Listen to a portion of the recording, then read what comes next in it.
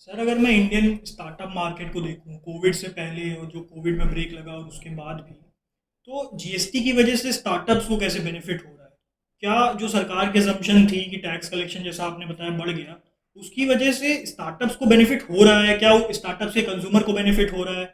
इस पे आप थोड़ा सा बताइए। देखिए, अगेन आंसर इज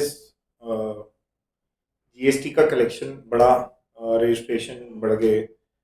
तो अफेक्टिवली आज के टाइम पे स्टार्टअप्स और कंज्यूमर को कैसे बेनिफिट है अगर मैं देखता हूँ, तो पहली चीज़ तो ये है कि एक किसी भी बिजनेसमैन को जो पहले हर एक स्टेट में अलग अलग कॉम्प्लायंस करनी पड़ती थी, रजिस्ट्रेशन लेके अलग अलग लॉ करने पड़ते थे, तो एक तो फर्क पड़ा है कि किसी भी स्टेट में आप रजिस्ट्रेशन ले सकते हो, जो पहले आपको कहीं ना कहीं एक दिक्कत होती थी।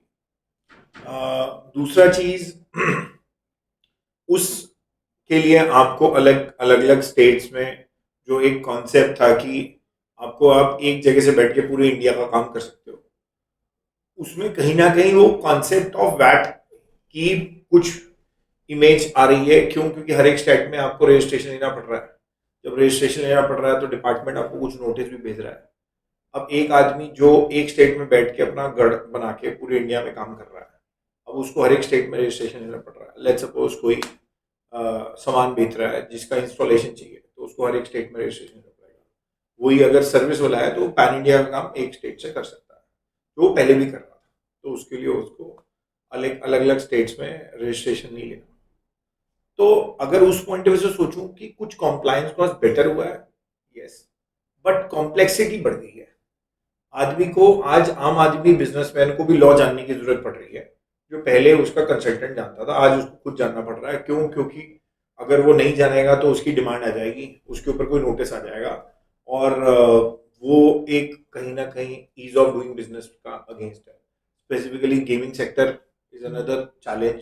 आज के टाइम में गेमिंग इंडस्ट्री बहुत बड़ा सफर कर रही है कि जहाँ पे करोड़ों की डिमांड निकाल के कर दी है कि गेम क्या है, गेम एक गैम्बलिंग है या स्किल है, which is also a point of challenge. तो इंटरप्रिटेशन डिफरेंस, एक जगह हम बात करते हैं कि हमें टेक स्टार्टअप इकोसिस्टम, बट एक जगह हम बात करते हैं कि कहीं ना कहीं there is a point of difference between government and the business owners, कि हम टैक्स इस पे कर रहे हैं, आप इस पे करो। तो अगर हम डिमांड निकालते रहेंगे तो लोग, स्टार्टअप कोर्ट की फीस पे करेगा, लॉयर्स की फीस पे करेगा, विच नो बडी वॉन्ट्स। तो from that perspective I don't think कि विजन अलाइनमेंट है। स्टार्टअप अगर बढ़ाना है तो कहीं ना कहीं हमारे को कुछ रिलैक्सेशन देनी पड़ेंगी, which will have a impact. और जीएसटी एक बहुत बड़ा रिलैक्सेशन, क्योंकि अगर आप सिर्फ गेमिंग सेक्टर की बात करोगे तो करोड़ों के नोटिस अगर आ जाएंगे किसी के पास, तो सब गेमिंग, अगर लेट्स सपोज 50 कंपनी थी तो अब सिर्फ 20 या 10 के ऊपर ही काम कर पाएंगे, बोलेंगे मार्जिन ही नहीं। सिमिलरली अगर किसी और स्टार्टअप की बात करता हूँ, किसी और सेक्टर की बात करता हूँ, तो startups wants something easiness. Paytm is another good example. आज पेटीएम ने इतना बड़ा साम्राज्य बनाया और एक कॉम्प्लायंस उसकी कहीं ना कहीं इम्पैक्ट करी और हिज लाइसेंस गॉट शट। सो स्टार्टअप जो अगेन पेटीएम ने दुनिया बदली। आज जगह जगह पे यूपीआई बाद में आया, पहले पेटीएम आया। तो पेटीएम ने यूपीआई करना सिखाया, यूपीआई ने पेटीएम करना नहीं सिखाया। तो जिसने करना सिखाया, तो आज तो आदमी जानता किससे? पेटीएम कंपनी नहीं है, पेटीएम एक कॉन्सेप्ट है। तो वो कॉन्सेप्ट बनाया किसने? स्टार्टअप। बट उसी को बनाने वाले को आज आपने मार्केट से उड़ा दिया। तो दिस इज नॉट राइट ना। You need to give some incentives to the one who created a system. पूरा रेवोल्यूशन था। तो दैट्स अ गुड और bad sign of both. Sir, 2014 में मोदी जी की जो सरकार है वो केंद्र में आती है और 2017 में जीएसटी लाया जाता है, जिसके बारे में डिमांड बहुत समय से थी। 2019 इलेक्शन में एक मुद्दा बनाया जाता है कि जीएसटी की इम्प्लीकेशन सही से नहीं हुई है। आज आपने स्टार्टअप में जब ये बात कही तो मुझे उस चीज़ पे सोचना पड़ा थोड़ा सा। तो क्या आपको लगता है कि आज भी इतने सालों बाद 2017 से लेकर के आज 2024 है, हम एक और इलेक्शन को देख रहे हैं, कि ये मुद्दा आज भी एग्जिस्ट करता है कि जो दुनिया भर में जीएसटी का मॉडल है उसको स्टडी किए बिना इम्प्लीमेंट कर लिया गया, या जैसा इंडिया के मॉडल में इम्प्लीमेंटेशन हुआ है वो बेहतर है? क्या राय है सर आप? देखिए, India is a one of the largest tax economy.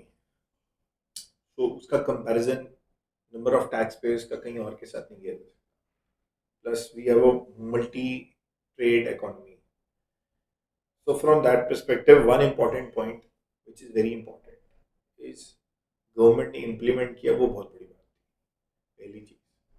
दूसरी चीज, उस इम्प्लीमेंटेशन को सिर्फ वहां तक सीमित नहीं किया, आज टेक्नोलॉजिकली भी एंड बेस वाइज भी. In fact e-invoicing is a big change, because I was a part of e-invoicing when it was got introduced. I also authored book on that.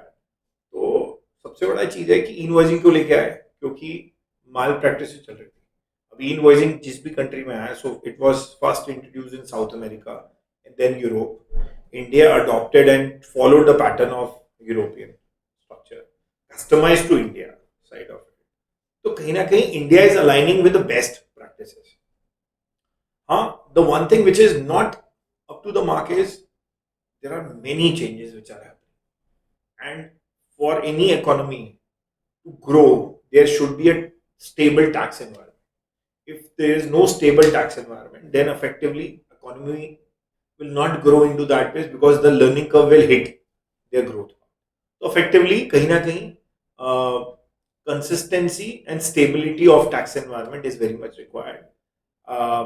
So I don't say anything about negative about a GST implementation. What I only say is about that government has to align certain relaxations to give a boost to startup, specifically the tech-based startup, because वो पहली बार originate हो रहे हैं. In fact कभी किसी ने सोचा भी था ऐसा बिजनेस हो सकता है, किसी ने सोचा था AI का एक बिजनेस हो सकता है, आदमी के बदले कोई एक सिस्टम बोलेगा, आपको चेंज कर देगा. तो कुछ चीजें नई अलाइनमेंट हो रही है. सिमिलरली स्विगी है, नया कॉन्सेप्ट, करोड़ों लोगों को धंधा दिया. आज स्विगी के ऊपर टैक्स का नोटिस है कि आपने डिलीवरी फीस के ऊपर जीएसटी पे नहीं किया, करोड़ों का. तो what is that impact?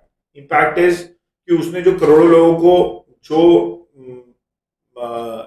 Salary या तो उनकी इनकम बढ़ाई और उनको एंटरप्रेन्योर बना दिया. नौकरी करने से अच्छा अपना मालिक है, जब बाइक चलाए तब उनको पैसा मिलेगा, जब बाइक नहीं चलाया तब ऐप चलाई, उबर और ओला, everyone is startup. They change the environment. So from that perspective, there has to be some relaxation, specifically for the first 10 years of those startups to grow and have some relaxation that अगर कोई सवाल है, you can ask into that environment. So thank you very much sir for today's video. My GST refund में हमारी कोशिश रहती है कि हम बिजनेस ओनर्स को जीएसटी का एक ऐसा पर्सपेक्टिव समझाएं जिससे वो खुद के ड्राइवर बन पाए अपने बिजनेस में, जैसा आपने बोला भी. बहुत बहुत थैंक यू सर आपको. एक बार आप हमारे यूजर्स के लिए बोल दीजिए कि इस चैनल को सब्सक्राइब करें और Yes, वीडियो please अच्छा इस चैनल को सब्सक्राइब करें. I think GST refund is doing a great job in terms of helping the business SME कि उनका पैसा उनके पास पहुंचे. That's the, I think, the mission of my GST refund. They are working on a right mission, which is getting that refund into the bank account and utilize those monies for their business expansion. Thank you. Thank you very much sir. Thank you.